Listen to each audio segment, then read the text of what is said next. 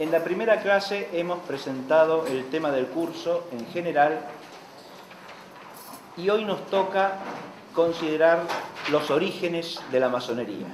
Y la primera aclaración que hago es que mientras al hablar de la esencia de la masonería hicimos pie en doctrina segura de la Iglesia, en enseñanzas que recogimos de los documentos del magisterio eclesiástico, en este tema en particular nos movemos en cambio en el terreno de la erudición histórica. Se trata de un tema histórico en gran medida para terminar siendo un tema teológico, y ahí ya vamos a hacer una reflexión o especulación de carácter teológico, pero adviértase que es un tema básicamente opinable este que vamos a presentar hoy. Primera cautela que hago y que hay que aplicar a todo lo que se diga a continuación, porque cuando se habla de los orígenes históricos de un hecho, ustedes saben que la historia es una realidad complejísima y por lo tanto se le pueden escapar a cualquiera que considere el asunto aspectos de la realidad histórica que son relevantes y que no ha tenido en cuenta, o algunos de los aspectos que tiene en cuenta los puede entender de una manera del todo adecuada. De modo que, hecha esta cautela, arranco con el asunto. Vamos a dividir la clase en dos momentos. El primero es la problemática de los orígenes de la masonería y el segundo, las líneas fundamentales acerca de los orígenes. Empiezo diciendo que es una problemática, y no en un sentido cualquiera, sino que es un tema discutido ya desde el siglo XVIII. Voy a empezar haciendo una pequeña lectura de un texto que se llama Le voile levé pour les curieux, o sea, el velo levantado para los curiosos. Esta es una obra escrita a fines del siglo XVIII por un sacerdote francés, el abate Lefranc, que murió mártir en París el 2 de septiembre de 1992, ¿no? Víctima de las persecuciones desencadenadas contra la Iglesia durante la Revolución Francesa. El abate Lefranc escribió esta obra que se publicó poco antes de su muerte.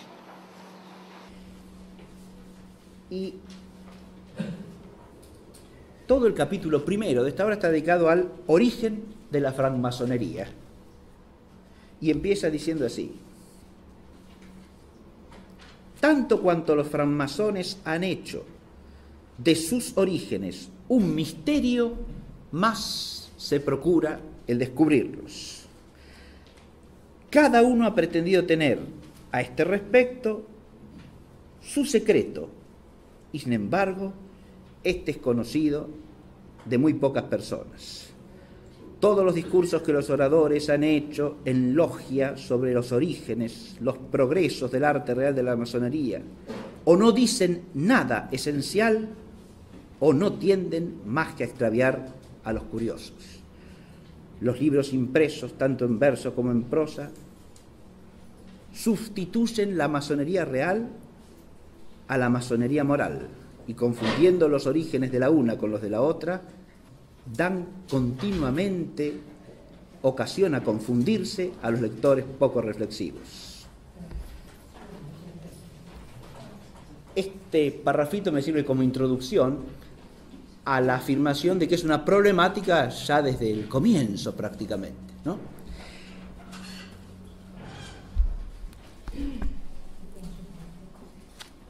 A fines del siglo XIX, un sacerdote español, Nicolás Serra y Causa, publicó este volumen que tengo en mano, que se llama Orígenes de la masonería. Y aquí el autor hace una sistematización de las tesis que se han desarrollado precedentemente, o sea, a lo largo de los siglos XVIII y XIX, sobre el tema, ¿no? Sobre la cuestión de los orígenes, y divide básicamente las tesis en dos grandes grupos: los que sostienen el origen moderno y los que sostienen orígenes más o menos antiguos, ¿no? Y entonces va considerando luego cada tesis en particular, la hace objeto de un análisis descriptivo y de un análisis crítico también, porque da su opinión acerca de cada una de las tesis, ¿no? En cuanto a los que sostienen origen moderno, desarrolla dos tesis básicamente. Una, que es la que habla del origen en el siglo XVIII, o sea, el origen a partir de la fundación, y otra que habla del origen sociniano. Ya vamos a considerar qué es eso y lo vamos a explicar un poquitito dentro de poco. O sea que remontaría el origen a la segunda mitad del siglo XVI. Y después empieza con los orígenes más o menos antiguos y expone lo que se llama el sistema templario, o sea, el origen estaría en los templarios, el sistema maniqueo, el sistema judaico y el sistema gnóstico. O sea, 4 tesis sobre los orígenes remontándose a la antigüedad cada vez más remota, ¿sí? De los templarios pasamos al origen maniqueo, de ahí al origen judaico y de ahí a un origen gnóstico que, según la tesis que expone, se recausa, se remonta a la antigüedad persa y egipcia. Muy bien.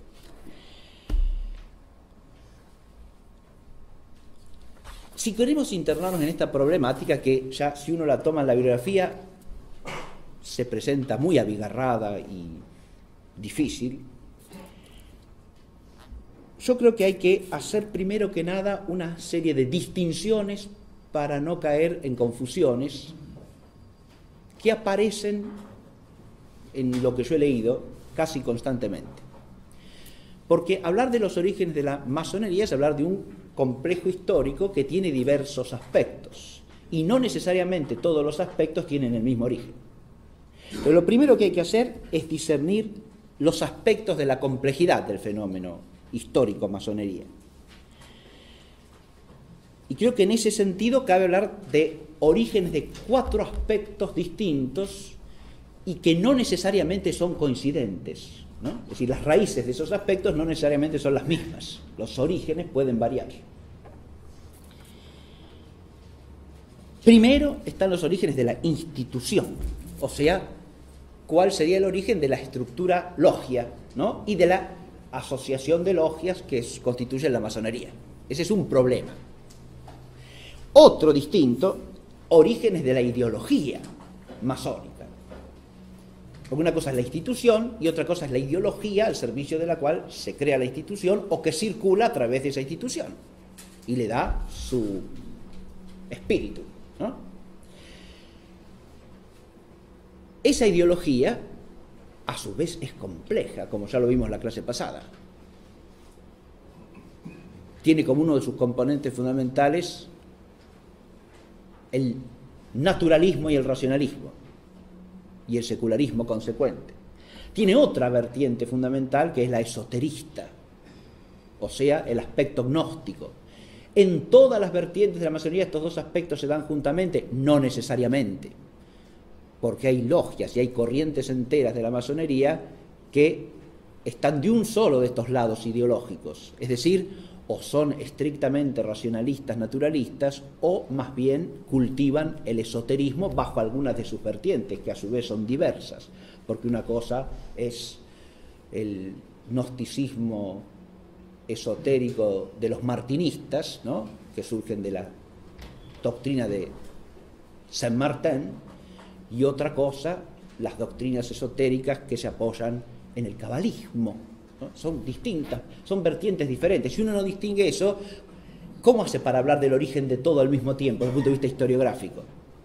Resulta una confusión, y cada una de las tesis que se propongan resulta básicamente insuficiente. Un tercer aspecto que hay que discernir son los ritos y los símbolos. Y ahí de nuevo nos encontramos con un mundo complicado. Hay algunos que al hablar de los orígenes masónicos se dedican ampliamente a hablar de cuáles son los orígenes del sistema de los 33 grados y de su simbología. ¿Qué significa o cómo se interpretan los 33 grados? Ahora bien, ese sistema no representa toda la masonería. El sistema de los 33 grados pertenece al rito escocés y además a través de un proceso histórico complejo, porque en el siglo XVIII hubo disputas sumamente acaloradas entre las logias masónicas acerca del número de grados que había que aceptar. De manera tal que el sistema de los 33 grados no se puede identificar sin más con la masonería. Es un sistema totalmente ajeno al rito de York y a la Logia Unida de Inglaterra, en el que el sistema de los 33 grados no existe. De manera tal que si habla uno del origen de eso, está hablando del origen de parte de la masonería o del fenómeno histórico masonería y no de toda la masonería. Y a su vez, si uno quiere dar la interpretación de los 33 grados, ahí nos metemos en otra diversidad y complejidad, porque no todas las interpretaciones son coherentes entre sí. Hay distintas interpretaciones del simbolismo de los 33 grados. Una la tienen ampliamente expuesta, por ejemplo, y muy interesante es el asunto, en el libro clásico Simbolismo de la Masonería de Monseñor Léon Meurin, ¿sí?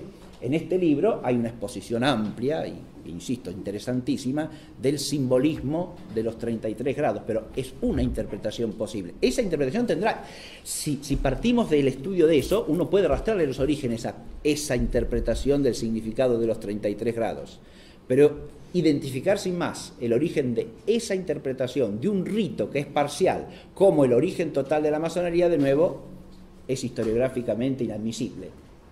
¿Se entiende lo que estoy planteando, no? Es decir, es un fenómeno histórico en el cual hay que distinguir aspectos. Y por último, puse orígenes de los modos de obrar, es decir, de lo que podríamos llamar la estrategia y las tácticas típicas de la masonería como institución o de los masones como miembros de esa institución, no en su aspecto personal totalmente contingente y circunstancial, sino en cuanto a miembros de la masonería. Los modos de obrar de la institución, diríamos, ¿no? Que incluyen el tema del secreto, el de una autoridad jerárquica fuertemente autoritaria, el de proyectos y su ejecución con toda precisión, etc. Hay un modo de obrar determinado. Muy bien. Cada una de estas cosas puede ser analizada en cuanto a su origen distintamente, y en mi opinión debe serlo. Recién después de ese estudio uno puede llegar a una conclusión general sobre los orígenes en conjunto de la masonería. Pero no basta con esto, hay que hacer otra distinción importantísima para no caer en confusión también. Y no se refiere ya a los aspectos del fenómeno, cuyos orígenes hay que estudiar, sino a los niveles en que se puede entender el concepto de origen. Y esto tampoco hay que confundirlo. En un primer nivel, cuando hablamos de orígenes históricos, nos referimos a los inicios inmediatos, ¿no? Cómo se desarrolla el hecho a partir de ciertos acontecimientos inmediatamente precedentes que lo preparan y que desembocan en él. Entonces, hablar de esto sería hablar de cómo se forman las logias y cómo se genera la institución masónica directamente, inmediatamente. Este es el primer origen que hay que estudiar. En un segundo nivel, ya se trata de buscar otros fenómenos que sean antecedentes, y esos antecedentes pueden ser próximos o remotos, ¿no? Y antecedentes es un concepto historiográficamente vago que abarca cosas de muy distinta índole. Un antecedente puede ser una causa.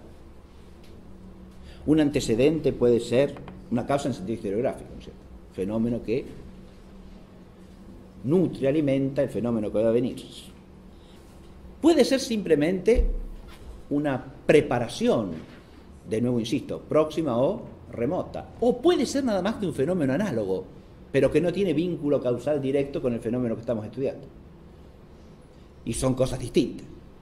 Si yo digo, este fenómeno es un antecedente que fácticamente prepara el hecho, estoy hablando de una concatenación de hechos cuya cadena puedo documentar historiográficamente, ¿no?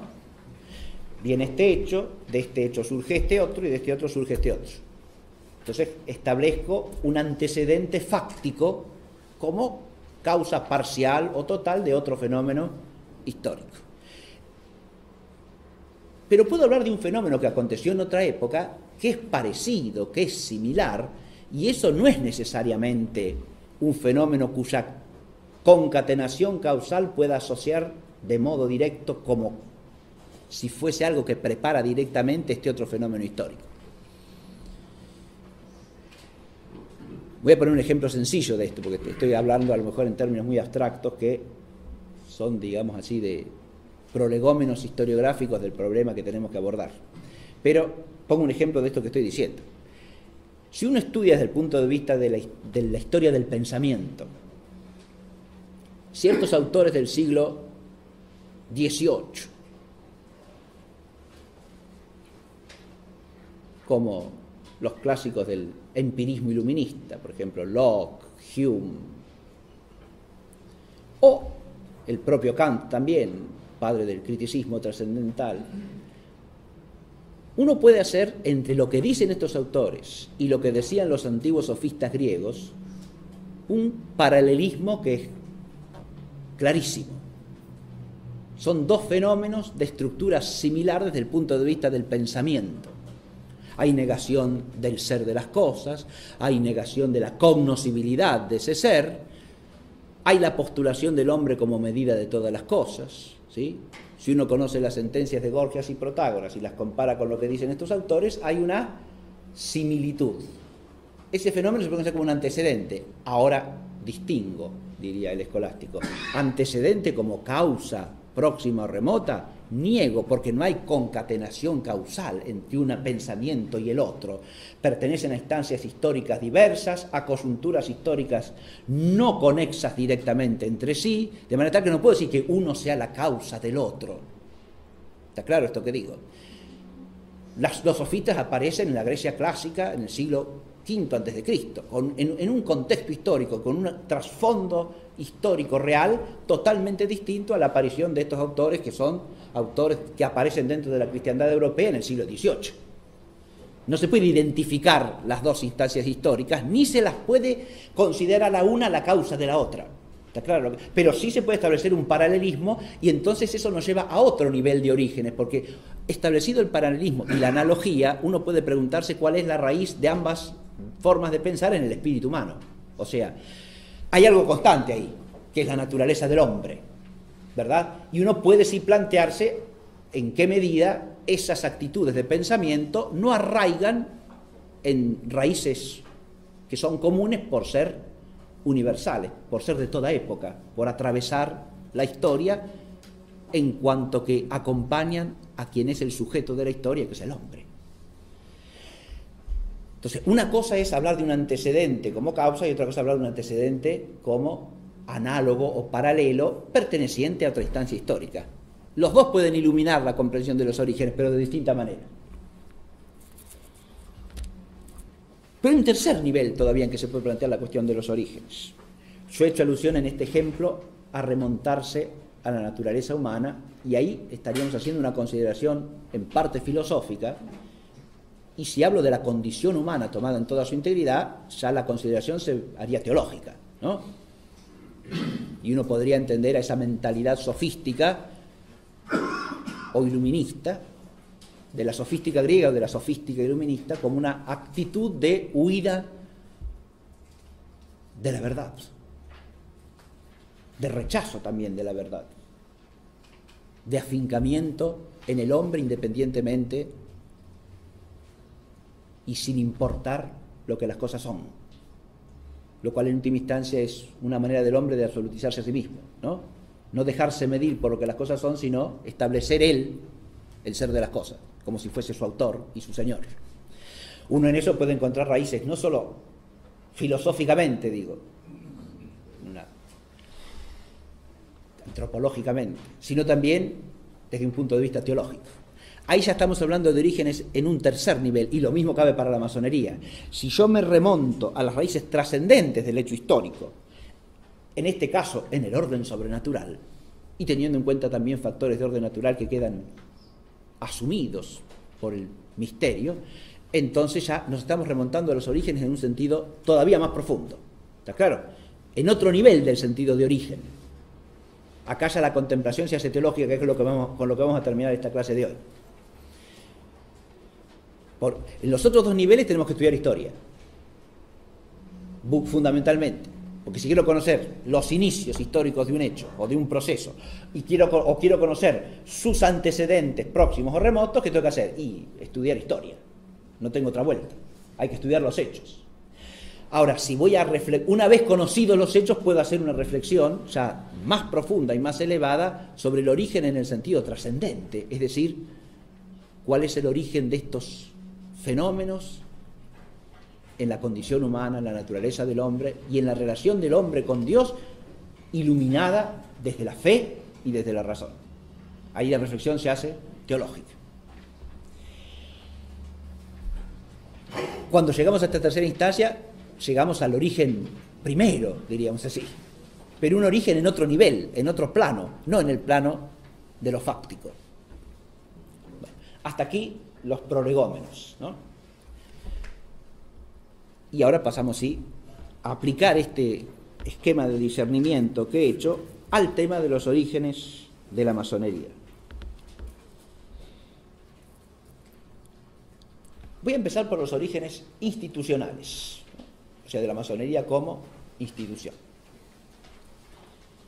Lo primero que nos sale al cruce acá son los orígenes falsamente alegados, en general por los propios masones. De eso trata, a continuación del parrafito que yo leí, el libro de Lefranc, ¿no? Lefranc hace un catálogo de lo que los masones presentan como sus propios orígenes. ¿Y a dónde remontan sus orígenes? Lefranc dice con mucho acierto que sostienen una pluralidad y variedad de versiones, a cuál más disparatada. Pero cada una de ellas tiene una función, o sea, lo dicen por algo y para obtener cierto fin práctico.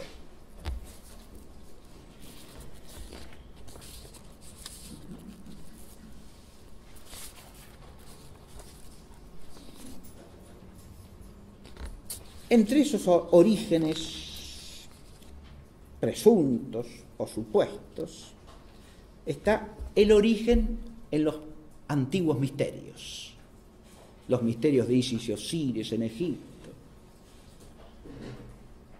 Hay algún autor que habla de los misterios de Ceres también. Son misterios del paganismo antiguo, ¿sí?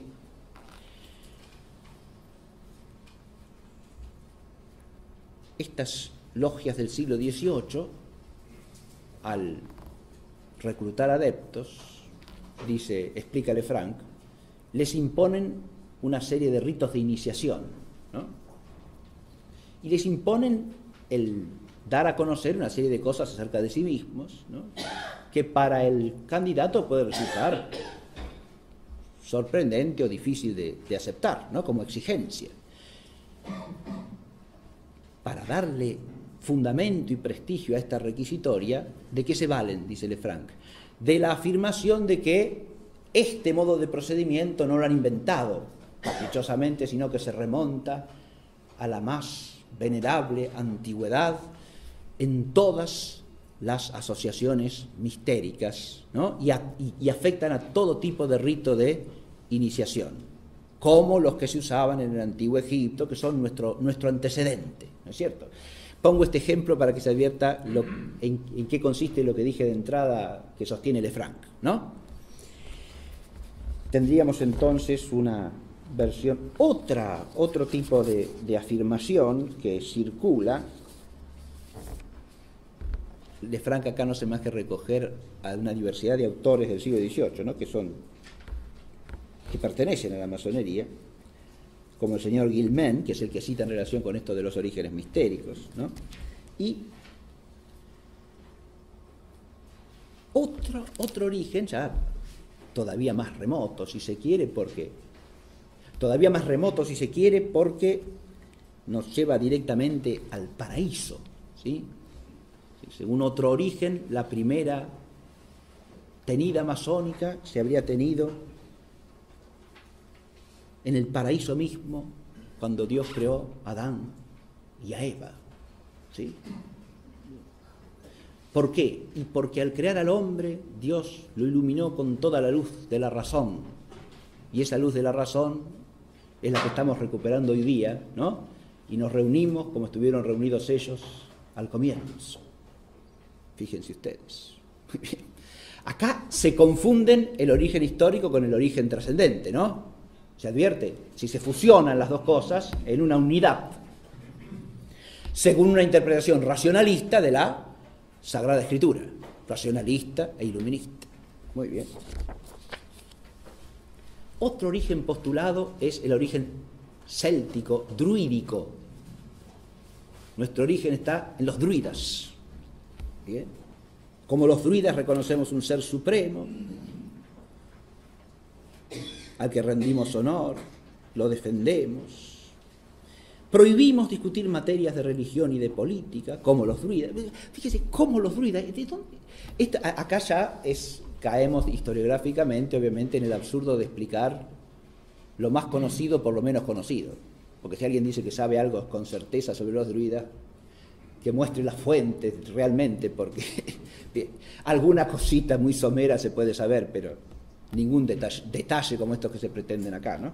Pero claro, aprovechan eso que es desconocido y que se puede manipular de una manera pseudomitológica para decir que el origen está ahí, ¿no? En algo oscuro, que tiene cierto prestigio de misterio, ¿no? O al que le dan ellos ese prestigio, o al que se lo ha dado algún autor de pocos siglos anteriores, cuyas citas ellos recogen para afirmar que ahí está su origen, ¿no? Otro es que descienden de los antiguos sacerdotes egipcios. El misterio, voy a leer un poquito de Lefranc, el misterio de sus ceremonias, de sus sentimientos, ha sido figurado por la Esfinge, que los sacerdotes de Isis tenían costumbre de poner ante la puerta de sus templos, imitando los usos de toda la antigüedad y copiando los sentimientos de todos los filósofos. Los francmasones pueden decirse verdaderamente cosmopolitas y hacer remontar sus orígenes hasta donde quieran.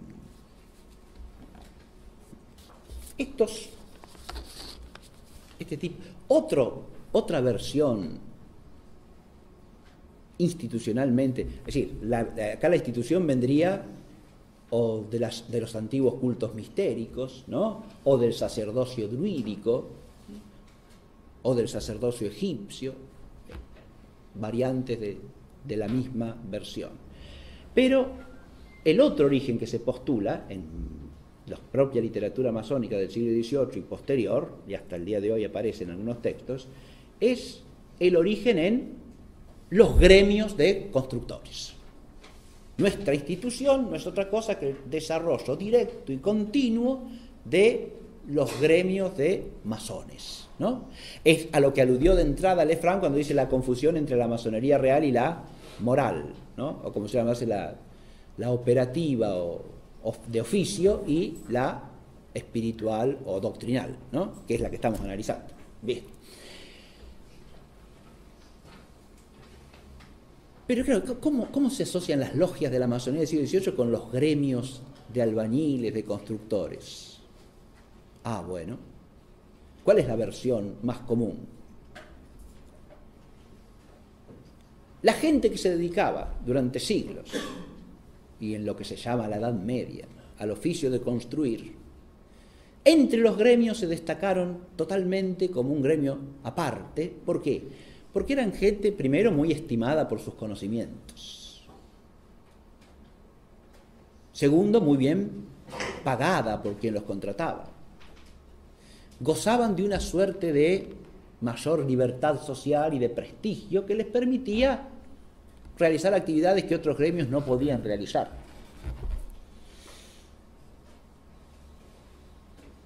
Esa libertad y ese conocimiento los aplican ¿para qué? Y para cultivar la sabiduría racional ancestral. Acá es donde viene la conexión con el racionalismo, con el naturalismo y con las otras versiones sobre los orígenes, ¿no? Ellos se hacen depositarios de una especie de sabiduría de tipo superior, ¿no? que habría circulado oculta y secretamente a lo largo de los siglos. Fíjense que acá estamos lo ahistórico por completo, ¿no? Esto es algo que carece de toda documentación posible, ¿se entiende? Existe. Pero esa sabiduría oculta que circula y que va a parar a ellos, ¿sí? Para esto hay algunos que adoptan la versión de que los constructores o edificadores de la Edad Media en realidad son herederos de los constructores y edificadores de las pirámides egipcias y de los monumentos intermedios de todas las edades históricas, ¿se da cuenta? Otra cosa que carece de toda verosimilitud en absoluto. Bien, pero, e incluso aluden a hechos históricos que tampoco prueban lo que pretenden, ¿no? Esos constructores antiguos habrían llegado desde Egipto hasta Roma, de Roma hasta las Galias, de las Galias hasta Inglaterra, donde habrían pasado en el siglo X. Hacemos saltos de siglo como si no pasase nada, salteamos milenios así, olímpicamente, y desembocamos en que en el siglo IX un rey anglosajón contrata para construir una catedral a un grupo de constructores franceses, y ahí está el origen de la masonería. Bien. Ahí, miren, ahí ni siquiera está el origen del gremio de constructores en sentido propio, a pesar de que estos constructores están sometidos a una regla y una cierta norma de trabajo que les impone el rey, pero no precisamente con un estatuto corporativo gremial, cosa que no existe en toda la cristiandad europea hasta fin del siglo XII, fin del siglo XI, comienzo del siglo XII. ¿Está claro? Nunca en el siglo IX. Lo que les da el rey es una norma, como si fuese una especie de contrato de trabajo. Usted tiene que hacer así, así, así, comportarse de esta manera, etc. Si usted lee esos estatutos que le pone el rey, no tiene nada que ver en absoluto ni con la ideología masónica, ni con los principios que rigen operativamente a la masonería del siglo XVIII, nada de nada. Muy bien. Pero, ¿para qué este origen? Bueno, esta es otra variante de la sabiduría suprema que ha circulado ocultamente entre estos libres constructores, ¿no es cierto? Gente con muchos conocimientos, gente libre, por lo tanto precursores de ¿qué? Del hombre racional y libre que hay que construir y que es la base del mundo nuevo, ¿verdad? Entonces, pero desde el punto de vista institucional, ¿para qué sirve eso? Y para darle cierta patente de antigüedad y de legalidad a la logia masónica, que no sería otra cosa que el antiguo gremio. ¿Está claro? Que ha alcanzado su plenitud como asociación de hombres libres y racionales. Bien. Todos estos orígenes, desde el punto de vista histórico, los podemos claramente descartar y calificar sin temor a estar diciendo algo irrazonable como orígenes falsamente alegados. Por ahí he empezado.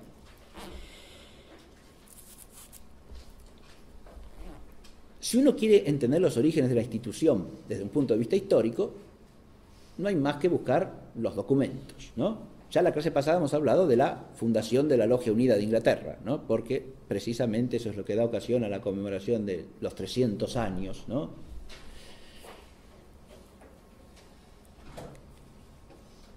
Que nos mueve a hacer esta reflexión, de alguna manera. Esa logia unida de Inglaterra presupone logias anteriores, porque es la unión de otras que preexisten, ¿está claro? De modo que entre la segunda mitad del siglo XVII y comienzos del siglo XVIII tenemos que situar en Inglaterra el surgimiento de logias, que son logias preparatorias de lo que va a ser la Logia Unida de Londres, o las otras logias unidas que van a ir surgiendo en Inglaterra, en Francia y luego en otros países. ¿Está claro? De nuevo, acá el fenómeno es complejo, no se da en todos los lugares del mismo modo, ni de un modo estrictamente simultáneo, pero sí la fase cronológica en que tenemos que situarnos es segunda mitad del siglo XVII, comienzos del siglo XVIII. Ahí es donde tenemos el desarrollo de estas agrupaciones que podemos llamar logias premasónicas o asociaciones premasónicas. ¿Sí?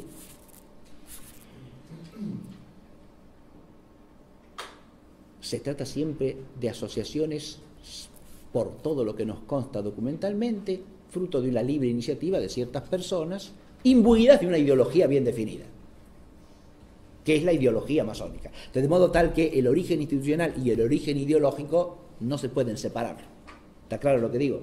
Cuando uno estudia el origen institucional está vinculado directamente a una ideología, porque lo que liga a estas personas es una cierta manera de pensar común, a pesar de que después ad extra digan que admiten a personas de distinta religión, de distinta forma de pensamiento. Esa es parte de su manera de pensar, porque relativizar todas las religiones forma parte de esa manera de pensar. Cuando digo una manera de pensar, estoy diciendo esto, ¿sí? La ideología masónica en toda su contextura. Esto es lo que los liga, esto es lo que los vincula. Por lo tanto, el origen de la institución hay que remontarlo, insisto, al origen de la ideología. Hay un caso que vale la pena analizar, aunque más no sea brevemente, en relación con los orígenes masónicos, porque se los suele mencionar mucho, y es lo que se llama los Rosacruces, ¿no? Si uno trata de estudiar históricamente ese fenómeno, en realidad la primera logia rosacruciana que existe aparece en Alemania a fines del siglo XVIII. O sea que no es un origen. ¿Está claro lo que dije? Es un fenómeno posterior. Lo que existe antes, ¿qué es? Y lo que existe antes es simplemente un conjunto de textos, básicamente 2 libritos que salieron en Alemania en el siglo XVII, ¿no? Comienzos del siglo XVII.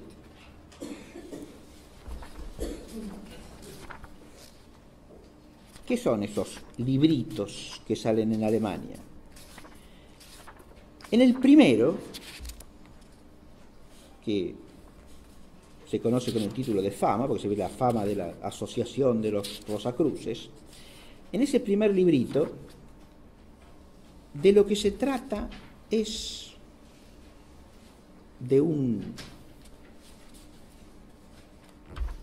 tal Christian Rosenkreuz, que habría nacido en 1378, muerto a la edad de 106 años, que había descubierto en Arabia, en Egipto y en Marruecos secretos maravillosos.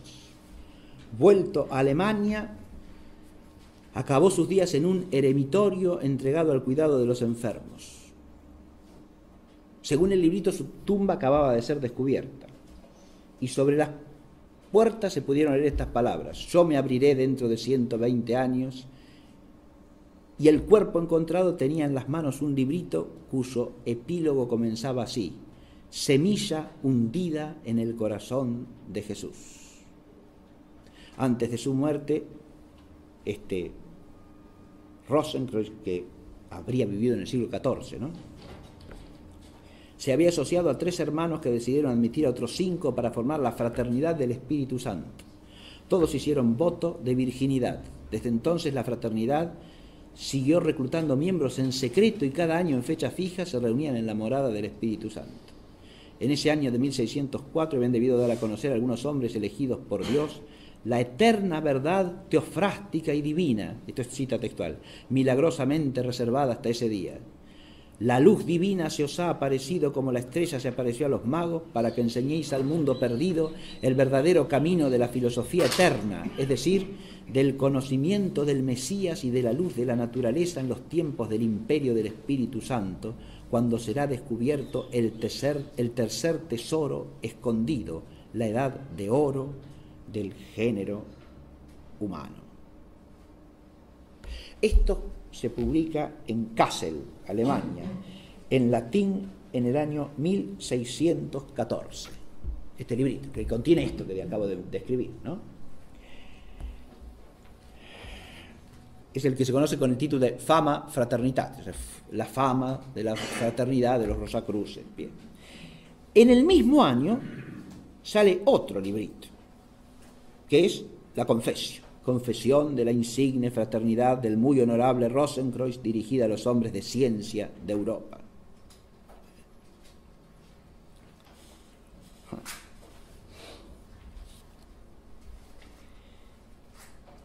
Este ya es una exhortación a unirse a las ideas dominantes o principales de la fraternidad, ¿no? Y es un llamado a todos los hombres de ciencia para que respondan a sus llamadas fraternales. Ellos encontrarán a nuestro lado más maravillas y misterios de los que han podido adquirir jamás hasta ahora.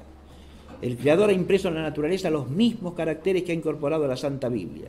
En los tiempos pasados el mundo apenas los ha vislumbrado, pero ya se aproxima la hora en que va a poder, una vez dormida la borrachera, bebida en el cáliz del veneno y de la somnolencia, marchar delante del nuevo sol que se levanta, con el corazón abierto, la cabeza descubierta, desnudos los pies en la alegría y el gozo. Bien.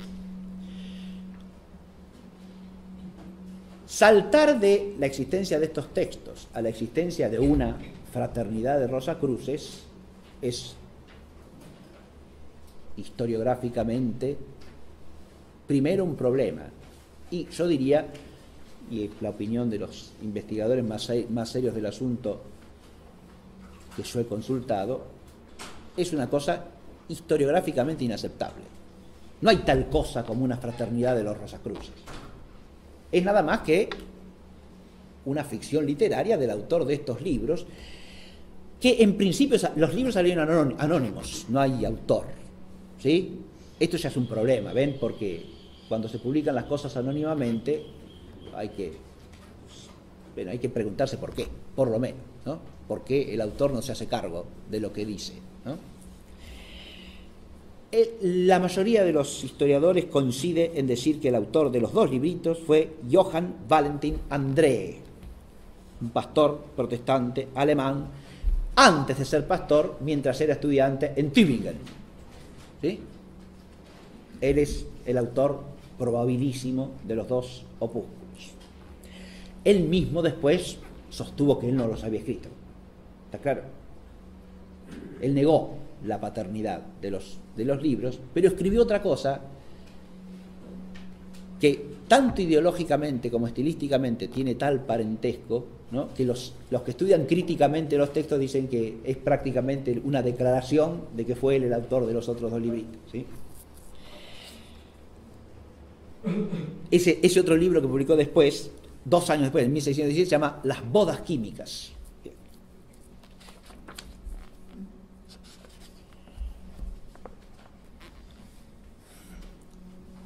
En ese libro hay quienes rastrean influjo de otro personaje que está vinculado a la ideología esotérica de esta época y bebe en las fuentes herméticas, que es el inglés John Dee, ¿no? El autor André parece conocer los escritos de Dee y aplica algunas de sus ideas en estos textos que compone. El tema de los Rosacruces nos sirve, por lo tanto, para rastrear los orígenes ideológicos de la masonería, pero no los orígenes institucionales. ¿Está claro esto? Porque no hay tal asociación rosacruciana a comienzos del siglo XVII. Lo que hay sí es una ideología vinculada a esos textos que crean la idea de una asociación rosacruciana, ¿no? Estos textos tienen su impacto histórico. Hay quienes los leen, quienes los comentan, quienes se entusiasman con ellos. Ese es el hecho, ¿está claro? No la existencia de la asociación de la que el libro habla.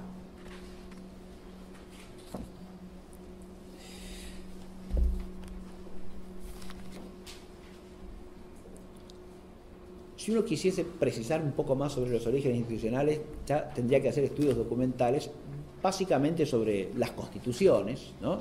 Yo aludí a la primera constitución que conocemos, que es la de Anderson, lo dije en la clase pasada, ¿no es cierto? Y entonces estudiar los textos de estas constituciones, ver qué antecedentes tienen organizativamente, o si son una producción original, ¿no? Porque en realidad, como dije, toda la institución va a estar forjada o formada como vehículo de una ideología y de la acción ligada a esta ideología. Por lo tanto, su normativa no necesariamente desciende de la de otra institución. y mucho menos de los gremios de albañiles y constructores, ¿no? Bien. Segundo origen que cabe tratar entonces son los orígenes ideológicos. Este es el tema fundamental, el más denso, el central, creo yo. Ya dijimos la clase pasada que esencialmente hay que vincular la masonería con la ideología iluminista. Entonces, hablar de los orígenes ideológicos es hablar de los orígenes del iluminismo. Y el esquema que les voy a presentar está centrado en 3 orígenes fundamentales, o si ustedes quieren, 2 principales con un accesorio, porque el primer origen que hay que tener en cuenta es el origen protestante. Esto lo imponen los mismos hechos, además de lo que esencialmente es la ideología iluminista masónica. Digo, lo imponen los mismos hechos, ¿por qué? Y porque los principales países en que se desencadena el fenómeno son países protestantes. Empezando por Inglaterra, por supuesto, pero también Escocia. Alemania es la parte protestante. De hecho, en las zonas católicas de Alemania el fenómeno masónico es posterior, o sea, más tardío, viene después. La única excepción a esto es Francia, pero de Francia voy a hablar dentro de un momento, así que por ahora lo dejo. Adviértase, sin embargo, que si bien después de la guerra de religión, que se desencadena en la segunda mitad del siglo XVI, el reino de Francia seguirá siendo una monarquía católica, la victoria católica sobre el protestantismo en Francia es parcial. O sea, el fenómeno hugonote sigue existiendo, bajo un régimen de tolerancia, hasta la revocación del edicto de Nantes por Luis XIV, prácticamente 2 siglos después.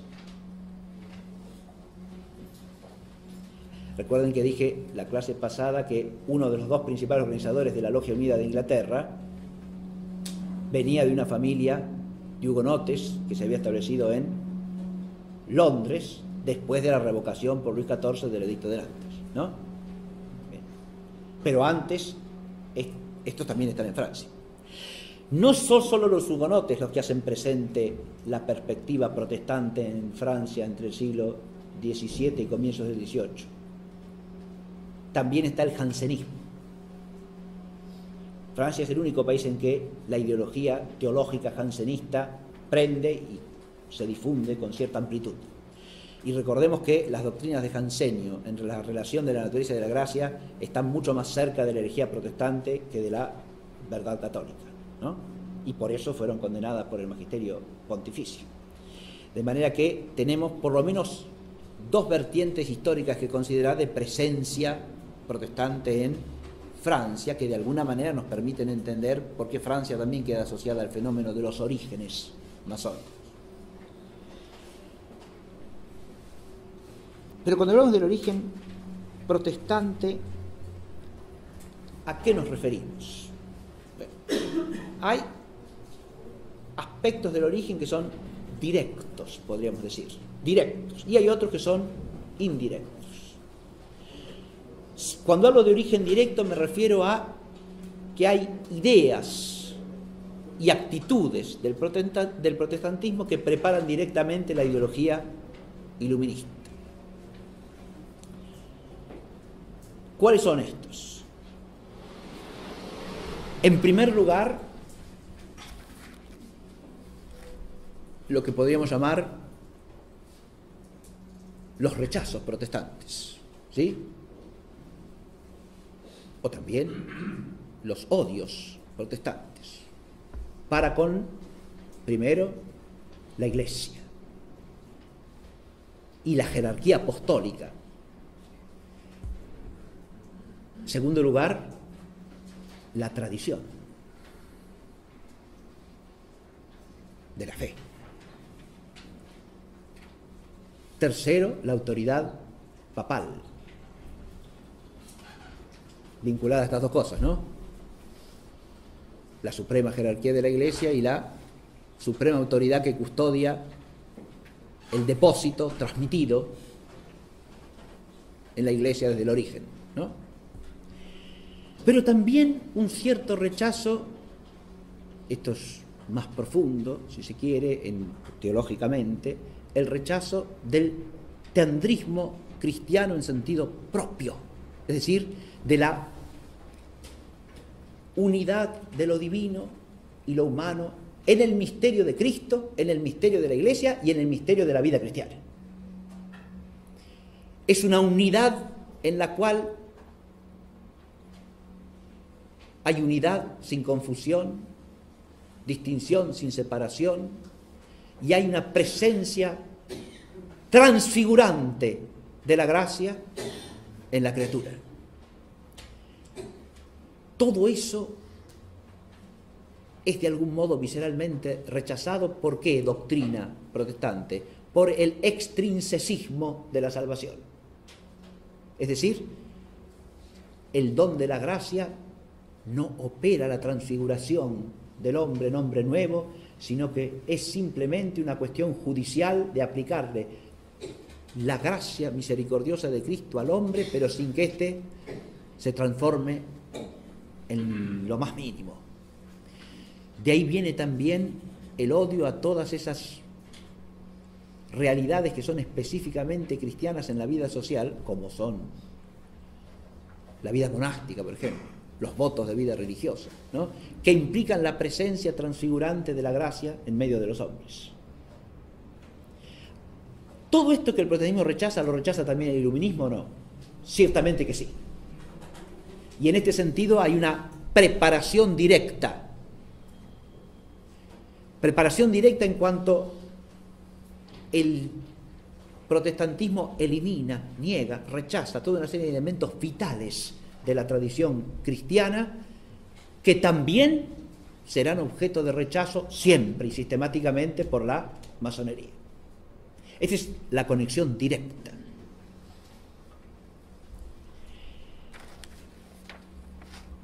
Hay otras cosas que no he mencionado, otras cosas en las que prepara también directamente la ideología protestante a la ideología iluminista. Ese extrinsecismo que he hecho de la doctrina de la gracia y de la salvación tiene consecuencias en la concepción de la vida de la Iglesia y de la sociedad. El voluntarismo, el autoritarismo moral y político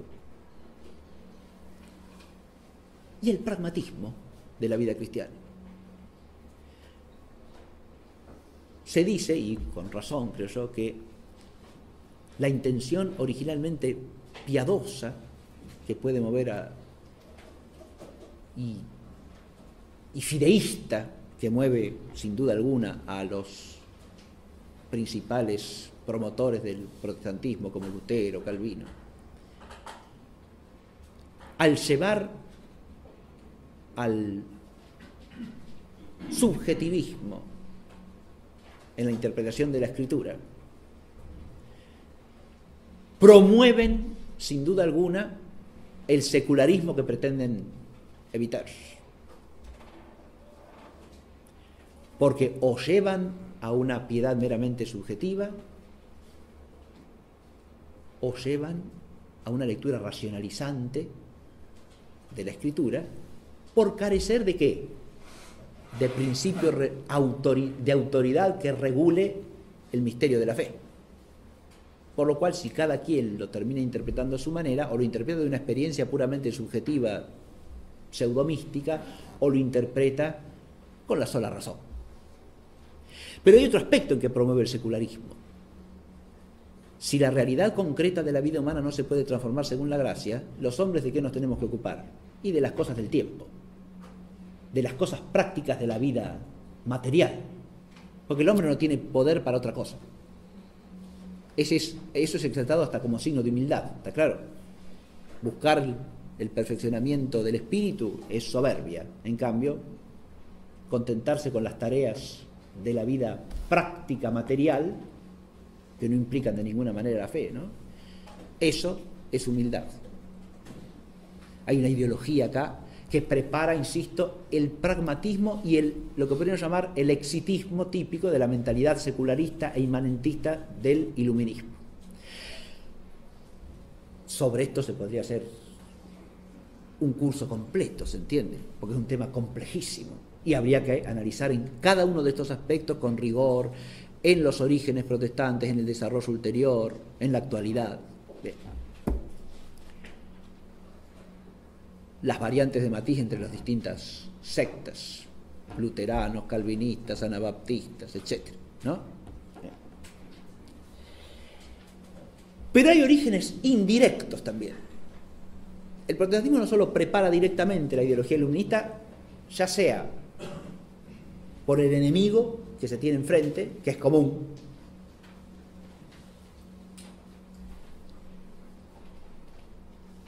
vuelvo al gesto ritual de la conmemoración en Inglaterra, ¿no? El deán de la catedral y el llamado, o el que se llama arzobispo de Canterbury hoy día, le prestan el templo catedralicio a la Gran Logia Unida de Londres para que... En eso pueden estar perfectamente unidos, ¿está claro? En realidad, los dos están usurpando el lugar santo, que se lo han arrebatado a la Iglesia. A esto me refiero con que hay un enemigo continuo ahí, ¿no? ¿Se advierte esto? Es la Iglesia Católica y es también también las naciones propiamente católicas, ¿no es cierto? En el plano histórico, concreto o político, ¿no? La fobia o el odio masónico contra la España católica tiene como antecedente directo e inmediato el odio protestante contra la España católica, que no es menos firme ni virulento.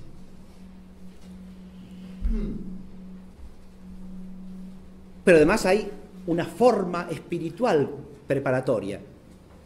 A eso me he referido con el extrinsecismo en la concepción de la salvación, con el pragmatismo y el voluntarismo. En eso no he profundizado, pero a lo que me quiero referir es a un desvío de matriz nominalista que en el luteranismo y en el calvinismo se arraiga profundamente, y es la idea de que lo que hay que obrar es lo que está mandado, no porque sea bueno, sino simplemente porque está mandado.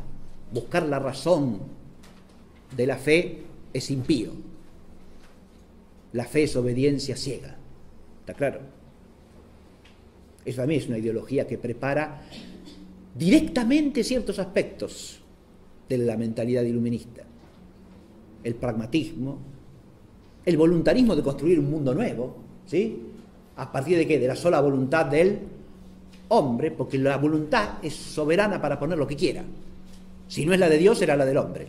Y si la del hombre se identifica con la de Dios, como es en el iluminismo, no en el protestantismo, ¿está claro? Decir que hay una preparación, decir que hay identidad, ¿no? Es claro esto. La sustitución de la voluntad divina por la voluntad humana se opera en el iluminismo y es propia de la concepción masónica, no de la protestante. Pero la absolutidad de la voluntad es un elemento común y por eso digo que hay una preparación ideológica allí, ¿no? Pero hay también orígenes indirectos. ¿Qué son los orígenes indirectos? Cuando hablamos de orígenes indirectos nos queremos referir a que hay una preparación como por rebote, diríamos, por efecto rebote. ¿Qué quiero decir con esto? Mire, el aspecto principal de esto es fácil de entender. El protestantismo es radicalmente un fideísmo, fe sola. Y fe sola quiere decir sin la razón, no solo sin las obras, sino también sin la razón. La razón no tiene nada que hacer con la fe. La razón está intrínsecamente corrompida y es un mal. Porque es de la naturaleza humana, y la naturaleza humana se arruinó con el pecado de Adán. Para siempre, insanablemente, irremisiblemente. Eso genera una concepción religiosa hostil a la naturaleza humana. Esa no es la concepción cristiana, pero sí es por lo menos en gran medida, la concepción protestante. Lo es en la ideología teológica de los fundadores.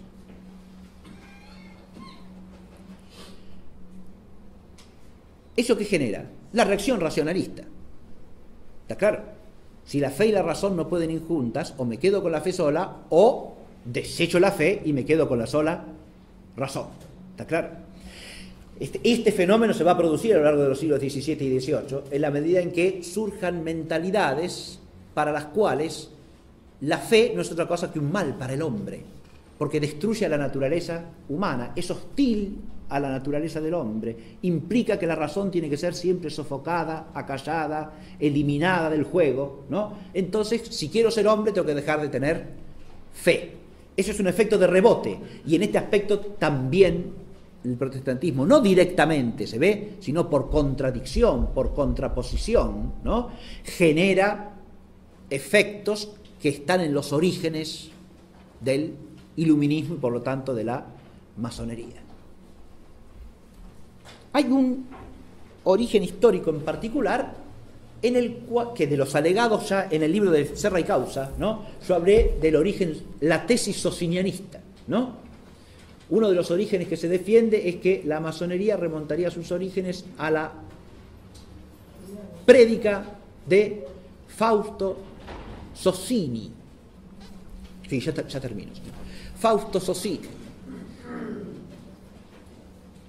Fausto Socini es un reformista protestante de la segunda mitad del siglo XVI, sobrino de otro protestante, ya que fue Lelio Socini, que integró un círculo protestante en Vicenza. La familia era oriunda de Siena, pero Lelio se estableció que era el tío de Fausto, se estableció en Vicenza y ahí integró una agrupación de reformistas que fue finalmente disuelta, pero donde el propio Fausto lo dice, él aprendió los principios del auténtico cristianismo, es decir, del reformismo protestante. Pero Socini después va a ser un itinerario biográfico bastante curioso, un personaje que hay que estudiarlo bien. Se va de Italia, pasa por diversos países en un itinerario que lo lleva hacia los Balcanes y termina en Transilvania. Y después de estar un tiempo en Transilvania, tolerado por la autoridad política, cuando cambia el príncipe, ¿no?, se va a Polonia. Y en Polonia va a organizar una grupo. En realidad, él no crea una secta propiamente dicha, sino que reúne a varias sectas en torno a él, ¿sí? Varios grupos de protestantes que había en ese momento en Polonia, entre los cuales había una secta unitariana, es decir, negadora del misterio trinitario. Y esto es lo que va a distinguir a los seguidores de Socino.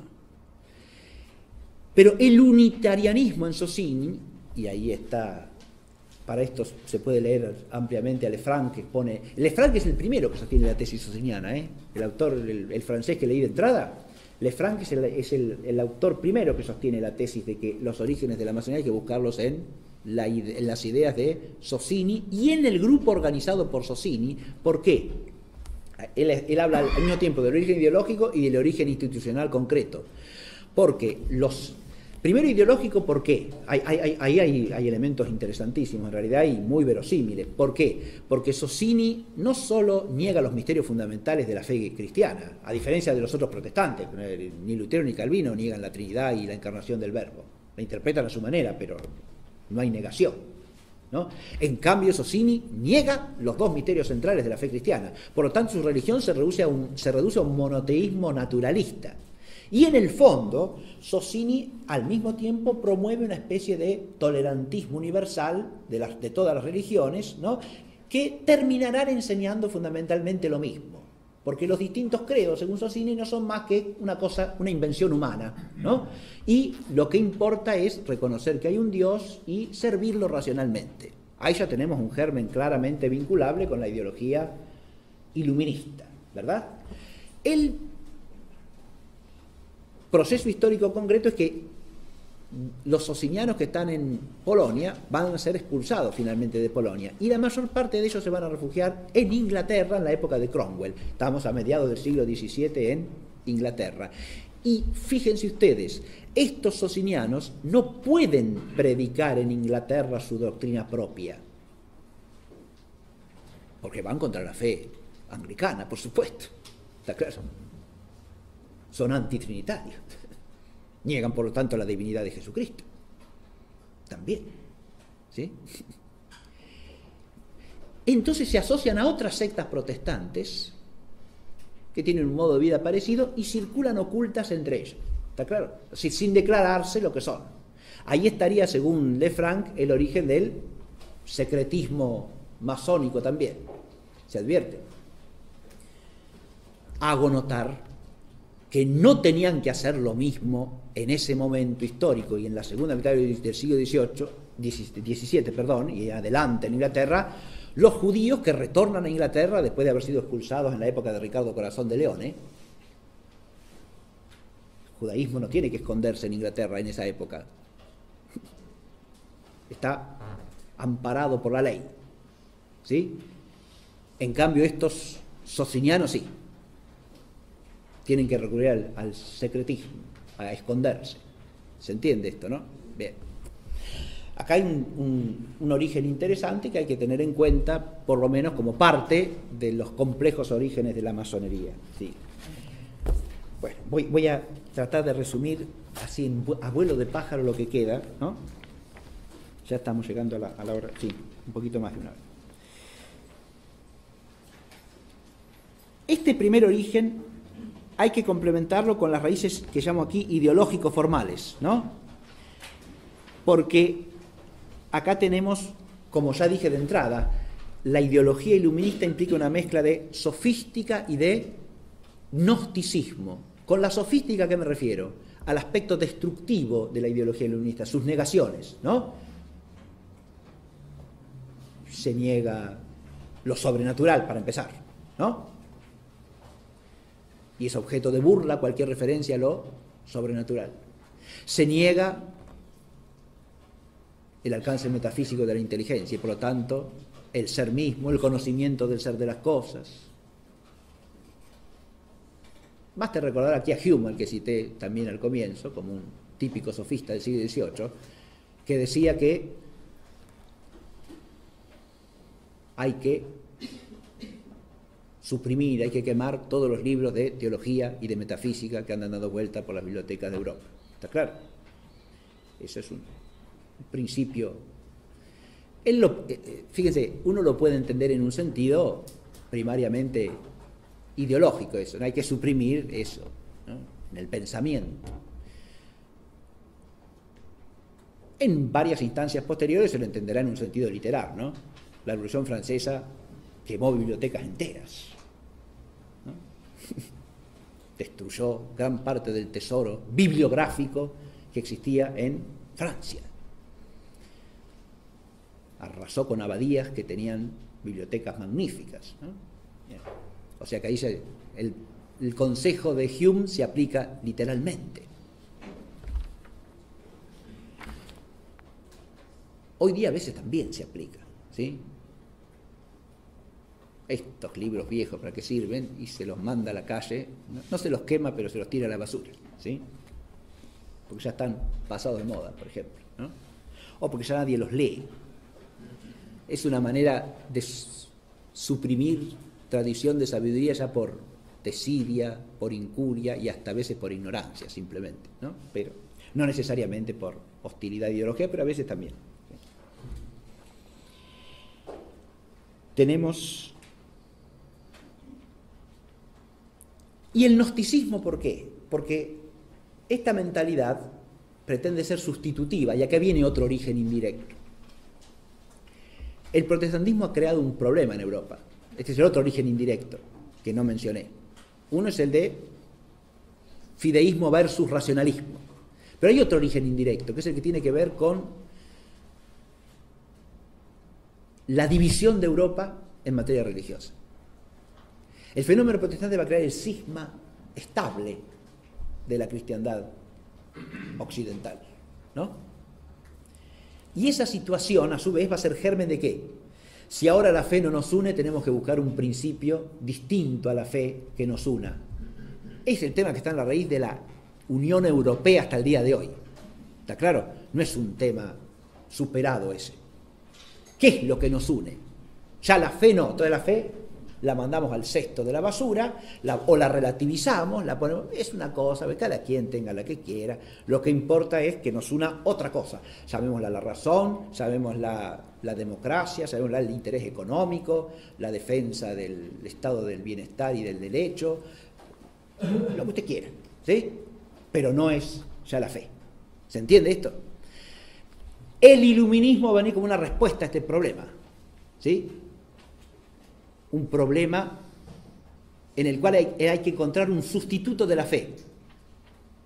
Porque la alternativa, ¿cuál es? La alternativa es la única vía real. La alternativa es, o la opción, la otra opción respecto de esto, es aceptar el hecho de la división. Los que estábamos unidos ya no podemos estar unidos, hasta que Dios quiera. ¿Está claro? Pero la operación sustitutiva de la unidad implica poner otra cosa en el lugar de la fe. ¿Está claro? Ahí está la raíz de la mentalidad iluminista y la raíz del poner al hombre en lugar de Dios también. Porque poner a la sola razón en el lugar de la fe y del orden sobrenatural es poner al hombre en el lugar de Dios. Y en última instancia, hacer del hombre el objeto supremo del culto del hombre. Esto está en la raíz también del iluminismo. ¿Está claro? Otra raíz ideológica que hay que tener en cuenta ya no tiene nada que ver con el protestantismo. O mejor dicho, va a influir a su vez en el protestantismo, pero no es de matriz protestante, y es el joaquinismo. Yo la clase pasada lo mencioné, alguien me preguntó de qué se trataba, dije lo trato en la clase próxima. Algo voy a decir. El joaquinismo es una visión teológica de la historia. Joaquín de Fiore fue un abad calabrés del siglo XII, monje, ¿no? Involucrado en la reforma monástica cisterciense. Este monje y abad calabrés escribió una serie de textos teológicos, comentarios a libros de la Escritura, lo más famoso es su comentario al Apocalipsis, y tiene también un tratado sobre la Trinidad. Pero lo más destacado del pensamiento de Joaquín de Fiore es su concepción de una tercera edad de la historia que recién ahora está comenzando, de la historia sagrada, que es la edad del Espíritu Santo. Está la edad del Padre, está la edad del Hijo, pero en lo que difiere Joaquín de Fiore de toda la enseñanza patrística y tradicional católica, es decir, de la visión de la historia desde la fe, en lo que difiere Joaquín, es en entender que la edad del Hijo es una edad intermedia provisoria, porque el Espíritu Santo todavía no ha venido. Está por venir, va a venir ahora. Adviértase que es una negación de la plenitud del misterio realizado en Cristo, ¿no? La iglesia que fundó Cristo es provisoria, va a venir una iglesia superior y mejor, en la tercera edad. El evangelio que reveló Cristo es provisorio, viene un evangelio definitivo y más perfecto, y viene ahora. Adviértase que esta concepción implica una visión de la historia salvífica totalmente ajena a la fe cristiana, ¿no? Y que crea el horizonte de una religión más perfecta por venir, que está llegando ahora. La tercera edad, que es la verdadera edad del Espíritu. Hasta ahora el Espíritu no vino. Pentecostés no fue. ¿Está claro? Fue un anuncio nada más de lo que vendría después, que todavía no vino y está viniendo ahora, llega con nosotros. ¿Se entiende? Ahí tenemos la tercera edad. La mentalidad joaquinista va a tener sus transformaciones a lo largo del tiempo, no podemos hacer la historia acá del joaquinismo ni en nuestro tema. Eso lo ha hecho muy bien Henri de Lubac en esta obra, llama La posteridad espiritual de Joaquín de Fiore. Este es el tomo 1 y tiene otro tomo un poquito más gordo que este, ¿sí? Así que pueden leer, está bien historiado el asunto. Pero a nosotros lo que nos interesa es la transformación que sufre la concepción joaquinista entre los siglos XVI y XVII, que es lo que llama de Lubac la secularización del joaquinismo. ¿Qué quiere decir eso? Que esa visión, que es originariamente teológica, a través de una serie de autores, se va haciendo inmanentista. De modo que la edad del espíritu es la edad del hombre. El espíritu habita en el hombre o el espíritu es el hombre mismo. ¿Está claro? Se va inmanentizando y secularizando esa tercera edad. Esto es un proceso que él va describiendo en todos los autores intermedios, desde Postel en el siglo XVI, ¿no?, hasta los autores del siglo XVIII como Dom Deschamps, Lessing, pero esos ya son posteriores a los orígenes de la masonería. Hay otros que son anteriores y son muy interesantes. Jacob Böhme, Swedenborg en Suecia, ¿no?, Oettinger en Alemania. Bien. Toda una serie de autores que van elaborando un joaquinismo inmanentista, podemos decir. ¿Está claro? Donde el hombre, ya sea en su intimidad mística, ya sea en su operatividad social, y ahí vienen dos vertientes distintas del joaquinismo, una misticista, otra político-revolucionaria, diríamos, ¿no?, interpretan esa tercera edad como un logro del hombre, ¿no?, y como la edad definitiva del proceso de la liberación humana. ¿Está claro esto? A veces en un tono que es impresionante. Deschamps es un benedictino francés que apostata de la fe, ya es un autor de mediados y segunda mitad del siglo XVIII, pero Don Deschamps anticipa claramente a Hegel, por ejemplo. El ser y la nada son lo mismo. Todo es nada y nada es todo. Por eso postulamos el rianismo, dicho en francés, el nadismo sería. Cuando lleguemos a entender que todo es nada, habremos alcanzado la auténtica liberación. Bien. Fíjense ustedes que, y la razón es lo que ocupa el lugar de la fe, explícitamente, en Don Deschamps. Bueno, ahí tenemos el término de un itinerario histórico que es perfectamente posible estudiar, y esta concepción del modernismo, porque acá lo que se postula es una edad última, que sería la edad nueva, moderna, la de hoy día, ¿no? Y esa edad es la superación de todo lo anterior y es la verdadera edad salvadora. Esa secularización de la tercera edad de Joaquín es inseparable de los orígenes iluministas. ¿Está claro? Es otro de los fermentos y de los orígenes históricos innegables de la mentalidad iluminista. Este joaquinismo secularizado. Este origen se combina con el otro, a su vez. Este joaquinismo secularizado circula en ambientes protestantes y en ambientes católicos en la medida en que esos católicos se separan de la Iglesia, como el caso de Don Deschamps que dije recién. Bueno, suficiente con esto. Yo puse ahí otras actitudes, pero no voy a... el caso francés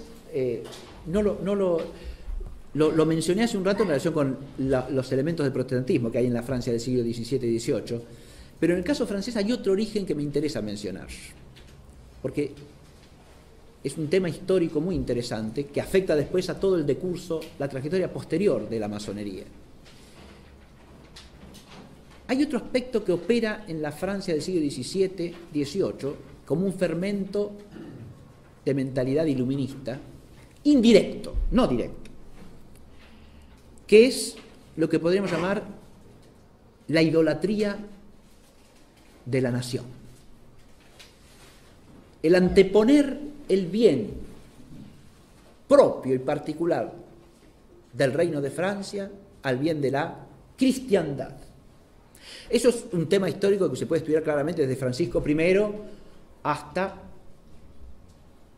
Luis XIII y Richelieu, que serían los adalides supremos de esa actitud. ¿Está claro? ¿Por qué? Porque ahí hay una exaltación del hombre por encima de Dios también, ¿no?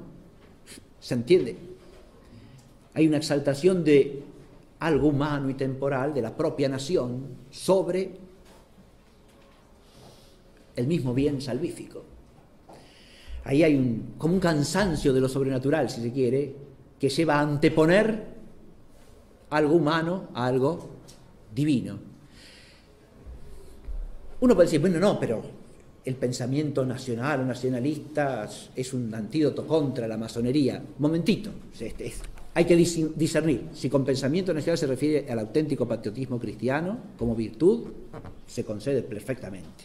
Si se quiere decir una ideología que hace idolatría de la nacionalidad, eso no solo no es opuesto a la elementaria iluminista, sino que viene de ella. La nación como mito supremo no llega a su culminación en esta época en que Francia sigue siendo católica, llega a su culminación en la Revolución Francesa, donde la nación está por encima de todo. ¿Está claro? Es de alguna manera la divinidad.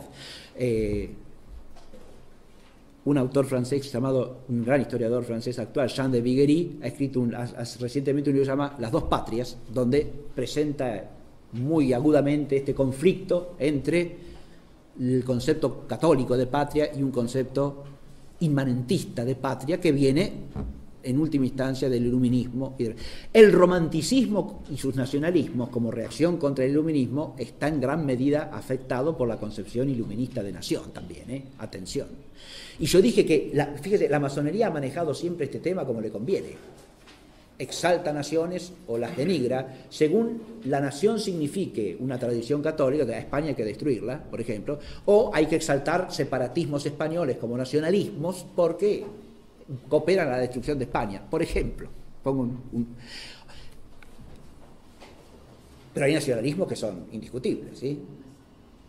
El francés, el norteamericano, porque esos son los que encarnan el progreso de la humanidad, porque se identifican con la ideología iluminista, ¿verdad? Bien, este es un tema que también habría que reflexionar profundamente. Hay naciones enteras que deben su unidad nacional a la masonería, como Italia, y ahí se produce un efecto de rebote, que es una especie de, si la masonería nos ha dado la unidad, y bueno, algo bueno debe tener, ¿no? Si usted, ahí de nuevo, fíjese, ahí se produce un problema, un conflicto real, ¿no? Pero, bueno, basta, suficiente con eso.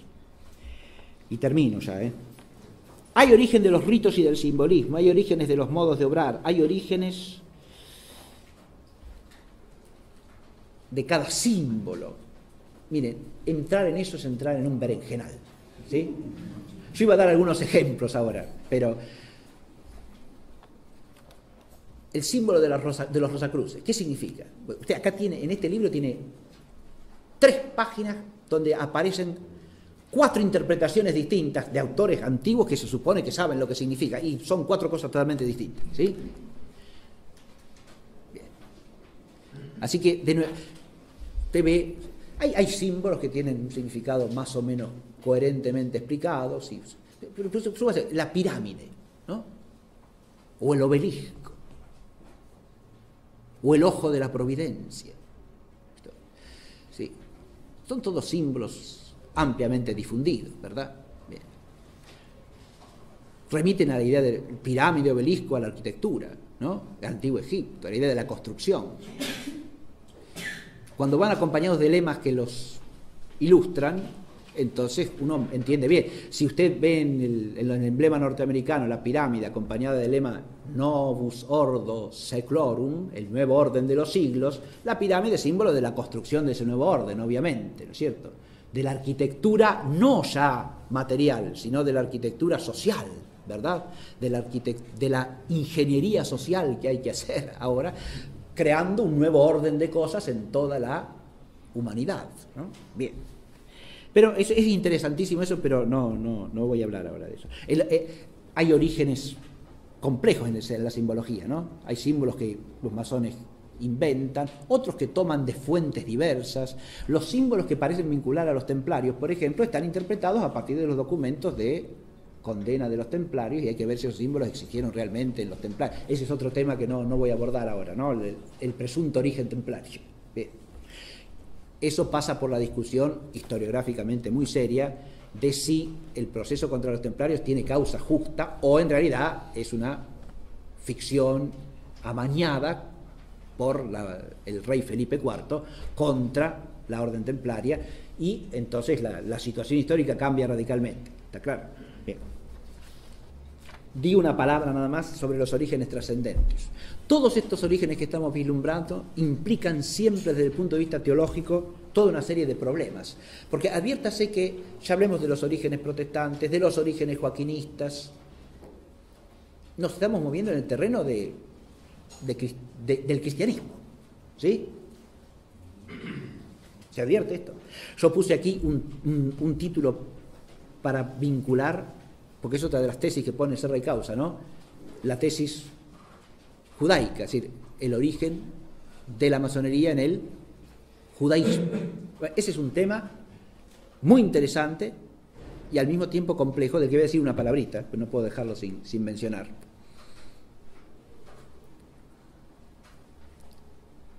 Fenoménicamente hay dos cosas que uno puede estudiar con toda claridad. Uno, ciertos influjos judíos en el origen y desarrollo de la masonería. En algunos aspectos existen con claridad, por ejemplo, el influjo que tiene el gnosticismo cabalístico, ¿no?, en ciertas formas de interpretar los ritos masónicos o los símbolos masónicos. Es un fenómeno que se puede estudiar claramente. De ahí a saltar al origen judío de la masonería en su conjunto, eso no parece, a mí por lo menos no me parece historiográficamente razonable. Sobre todo porque hay que tener en cuenta un fenómeno inverso. Existe el fenómeno histórico del influjo del iluminismo en el judaísmo, lo que se llama la Haskalah, el judaísmo iluminista. Este fenómeno es de mediados y segunda mitad del siglo XVIII, o sea, es posterior al origen histórico de la masonería, no antecedente. Y genera dentro del propio judaísmo, sobre todo el judaísmo estrictamente talmúdico anticabalístico, ¿no?, reacciones sumamente adversas, porque lo ven como una traición y como una apostasía y como un fusionarse con el mundo no judío. ¿Se entiende lo que digo? La Haskalah judía es reprobada por cierta parte del judaísmo. O sea que el fenómeno es complejo. Dicho esto, si uno ya va a la cuestión de la analogía entre el judaísmo y la masonería o el iluminismo masónico, ahí ya sí uno puede analizar teológicamente el problema, porque las dos cosas implican ¿qué? El rechazo del misterio de Cristo y de la salvación en Cristo. ¿Está claro? De modo distinto, cada uno en su propia instancia, pero los dos implican lo mismo. Y de ahí que no es casual que haya cierta relación fáctica e incluso en ciertos aspectos cierta alianza estratégica perfectamente verosímil y razonable, ¿no? Porque hay un adversario común. ¿Sí? Esto es un tema complejo también y sumamente profundo, que tiene hasta raíces escriturarias, ¿está claro? Pero por eso hay que desembocar en el plano teológico. Para ver esta analogía hay que desembocar en el plano teológico y estudiar profundamente categorías como la de infidelidad, incredulidad, apostasía, que son categorías bíblicas, ¿está claro? Idolatría, porque en el rechazo de la plenitud de la revelación todas estas cosas convergen. ¿Está claro lo que digo? La infidelidad al misterio revelado, ¿no?, y a la palabra de Dios y al don total de Dios. La incredulidad, o sea, la falta de fe. La idolatría, dije, que implica estas dos cosas, porque en cuanto no se le presta a Dios la fe que se le debe, en cuanto no se es fiel a la alianza de la que se forma parte, sea la antigua, sea la nueva, entonces hay que buscar un ídolo, ¿no?, que sustituya al Dios verdadero. Y por último dije apostasía, que es el separarse de la fe, el que ha recibido la fe, ¿no? Y el fenómeno de la masonería y del iluminismo están atravesados todos en sus orígenes por la actitud apostática, ¿sí? Porque el grueso de los iluministas y de los masones originales son cristianos bautizados, ¿está claro? De modo que hay un fenómeno de apostasía allí, que se ha ido extendiendo progresivamente, en la medida en que la masonería ha ido avanzando y ha ido ocupando espacios y ha ido modelando, según esa idea de la construcción, amplios y densos aspectos de la vida social en la que nos movemos hoy día. Quería terminar mostrándoles y comentando brevemente las imágenes que tenemos en el programa, ¿sí? Ahí está la imagen completa que aparece en la tapa del programa, ¿no? Esto está tomado de un códice que contiene el comentario al Apocalipsis del Beato de Liébana. El Beato de Liébana es un monje español del siglo VIII, ¿sí? Que vivió... La Liébana está en Cantabria, ¿no? La zona que quedó exenta del dominio árabe, ¿sí? Nunca la ocuparon los árabes. Los orígenes del reino Astur están allí, ¿no? Y de la reconquista, por lo tanto, y de la resistencia contra la invasión. El Beato de Liébana escribió un comentario al Apocalipsis que después se copió constantemente en España. Este es un códice copiado en el siglo XI, encargado por el primer rey de Castilla. Don Fernando I de Castilla y su esposa Doña Sancha encargaron este códice, bellísimamente ilustrado, ¿no? Con miniaturas magníficas, que ilustran el comentario al Apocalipsis del Beato de Liébana, y por lo tanto son todas ilustraciones alusivas al texto del Apocalipsis. En esta primera,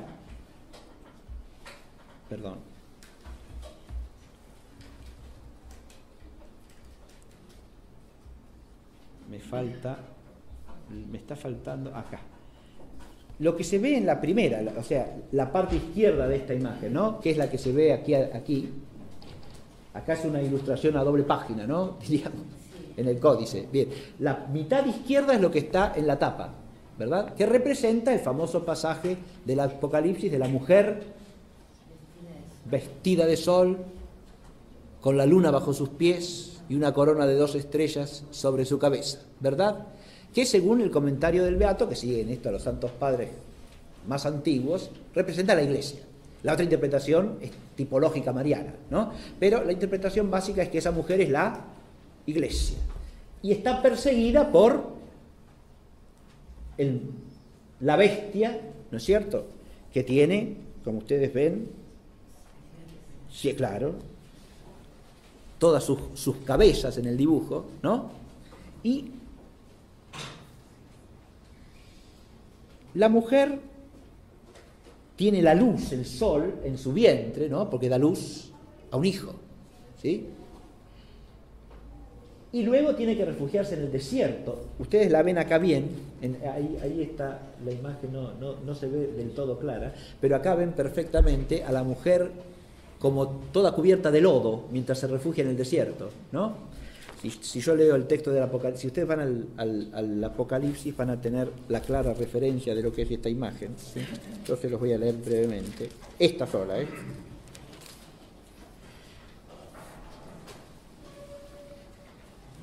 Apareció en el cielo una señal grande, una mujer envuelta en el sol con la luna debajo de sus pies y sobre la cabeza una corona de 2 estrellas. Y estando encinta, gritaba con los dolores del parto y las ansias de parir. Apareció en el cielo otra señal y vi un gran dragón de color de fuego que tenía 7 cabezas y 10 cuernos. Si ustedes los cuentan, están todos los cuernos. Y sobre las cabezas 7 coronas. Con su cola arrastró la tercera parte de los astros del cielo y los arrojó a la tierra. Se paró el dragón delante de la mujer que estaba a punto de parir para tragarse a su hijo en cuanto le pariese. Parió un varón que ha de apacentar a todas las naciones con vara de hierro. Pero el hijo fue arrebatado a Dios y a su trono. La mujer huyó al desierto en donde tenía un lugar preparado por Dios para que allí la alimentasen durante 1260 días.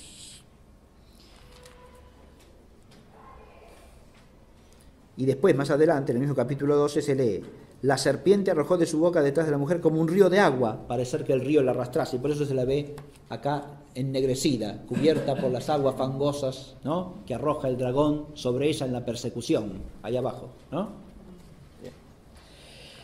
Esto representa, por supuesto, la lucha entre la Iglesia y el mal a lo largo de la historia. Y en las otras dos imágenes chiquitas que tienen en la contratapa, tienen en la miniatura de abajo representada la adoración de la bestia, ¿no? La adoración de la bestia, que nos remite al capítulo 13 del mismo libro del Apocalipsis. El otro es el 12. Y en el 13 se habla de cómo los hombres se postran delante de la bestia y la adoran, ¿no? Y aquí tenemos la adoración de la bestia. Vi cómo salía del mar una bestia que tenía 10 cuernos y 7 cabezas, y sobre los cuernos 10 diademas, y sobre las cabezas nombres de blasfemia. Era la bestia que yo vi semejante a una pantera, y sus pies eran como de oso, y su boca como la boca de un león. Dióle el dragón su poder, su trono y una autoridad muy grande. Y la adoraron todos los moradores de la tierra, cuyo nombre no está escrito desde el principio del mundo en el libro de la vida del Cordero degollado. Es la adoración de la bestia, ¿no? Y por último, la victoria del Cordero, ¿sí?, que está representada en esta tercera miniatura. Aquí lo vemos al Cordero campeando en un cielo de estrellas que representa su gloria y su victoria sobre la serpiente antigua que está derrotada abajo, ¿no es cierto?, ¿no? Y las figuras emblemáticas sí representan a los reyes de la tierra, después de la batalla final, que quedan desmembrados para que los coman las aves rapaces, ¿no es cierto? Y la doble figura de la bestia, ¿no es cierto?, que está allí tendida en derrota. Estas tres miniaturas nos presentan un marco teológico, espiritual, del conflicto, ¿no es cierto?, en el que hay que visualizar esta presencia de la ideología iluminista y de la masonería en la historia. Porque no podemos desprender esta presencia de un combate contra la fe y contra la Iglesia del misterio total, ¿no?, de la lucha entre el reino de Dios y sus adversarios. Y contemplar desde este punto de vista implica primero el temblor ante el misterio, y con esto termino, porque el formar parte del misterio en la fe es un don. Y el don de la fe es inmerecido y es inmerecible. De modo que ante esa realidad uno no puede hacer más que estremecerse, ¿no? Si hay algo de lo que no podemos vanagloriarnos, ni tenemos derecho a vanagloriarnos, es de el don de la fe. Lo cual significa que tenemos que tener siempre una actitud de profunda humildad al respecto, ¿no? Pero esa humildad no va reñida, sino al contrario, con un lúcido discernimiento desde la fe, porque el don hay que aplicarlo. No podemos ni contemplar las cosas sin fe, ni vivirlas sin fe, si tenemos recibido el don. Tenemos que esforzarnos por vivirlo. Y vivirlo quiere decir pensar según ese don y obrar según ese don, ¿no? Por lo tanto, no tenemos que ruir ni el discernimiento, ni el combate, como leíamos el otro día en el texto de San Pablo, para el cual tenemos que armarnos con la armadura de Cristo, ¿no? Por eso, esa actitud de temor y temblor, que es también actitud de misericordia, sin duda alguna, para con aquel que se aparta del don de la fe, ¿no?, implica ese amor combatiente que busca esclarecer y que busca también iluminar, no con una luz fingida que viene de nosotros mismos, sino con esa luz trascendente que por gracia de Dios y por su amor hemos recibido. Con esto termino la clase de hoy y les pido disculpas porque me he extendido demasiado, hice un esquema demasiado amplio, creo, pero me parece que si uno adopta el tema de la problemática de los orígenes desde una perspectiva simplista, puede contribuir más a la confusión que a la dilucidación de este asunto, ¿no? Así que, bueno, Será hasta la próxima, si Dios quiere.